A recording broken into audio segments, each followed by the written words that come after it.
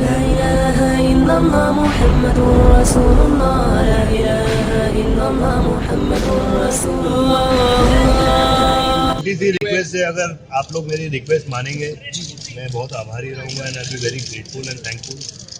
मैं यही कहना चाहता हूँ कि मैं टेररिस्ट आदमी नहीं हूँ।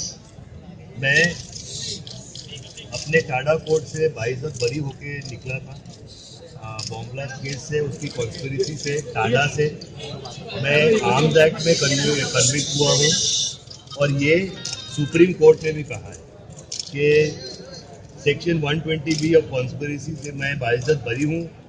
टाडा के जितने भी चार्जेस हैं उससे बाइज्जत बरी हूँ और सिर्फ आर्म्स एक्ट में मुझे सज़ा लगी है।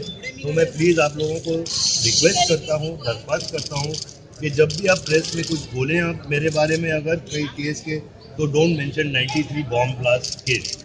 बॉम्बे राइट्स के बाद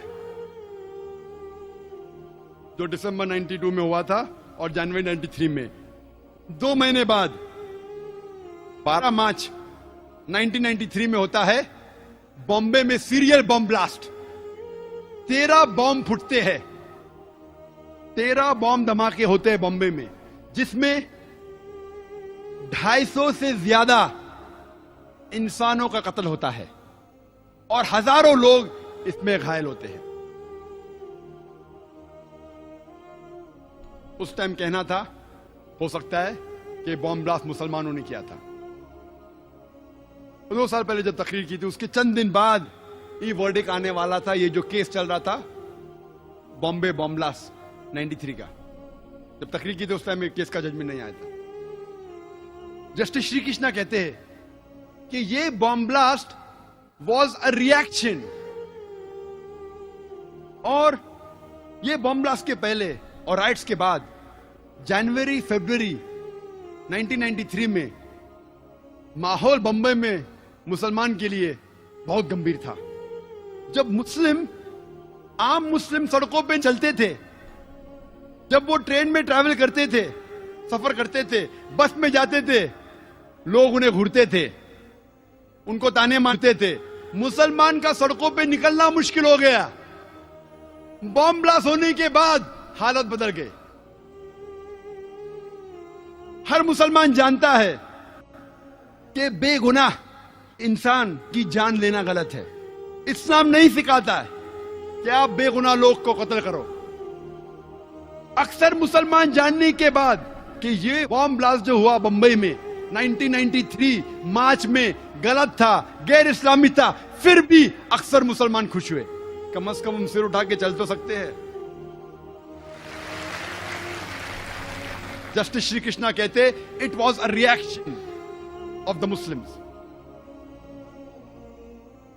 और इसके केस के बारे में बाद में हम जिक्र करेंगे, लेकिन यह कहना जरूरी है कि आप कोई बेगुनाह गैर मुस्लिम का कत्ल नहीं कर सकते, क्योंकि कोई और गैर मुस्लिम ने आपको तकलीफ दिया और आप कोई और गैर मुस्लिम को तकलीफ देंगे, यह बिल्कुल अन इस्लामिक है। ये जो 250 लोग मरे बंबई में बॉम्ब ब्लास्ट के जरिए, उसका जिम्मेदार कौन लोग? वही लोग जो बाबरी मस्जिद के अंदर ऑपोजिशन पार्टी ने जो गैदरिंग की, नंबर 1। नंबर 2, क्यों ऑपोजिशन ने की? वोट बैंक के लिए। नंबर 2, पॉलिटिशियन जो पावर में थे जानबूझ के नहीं रोका, नहीं तो सीट चले जाएंगी, वो रिस्पॉन्सिबल है। नंबर 3, आम जनता जो पॉलिटिशियन के बहकावे में आ गई। नंबर 4, जो पुलिस रोक सकती थी नहीं रोकी। नंबर 5, जो लोग ने राइट्स किए दिसंबर 92 और जनवरी 93 में, वो लोग रिस्पॉन्सिबल थे। महाराष्ट्र के पॉलिटिशियन, रूलिंग एंड ऑपोजिशन, वही लोग, सदर सबके पॉलिटिशियंस।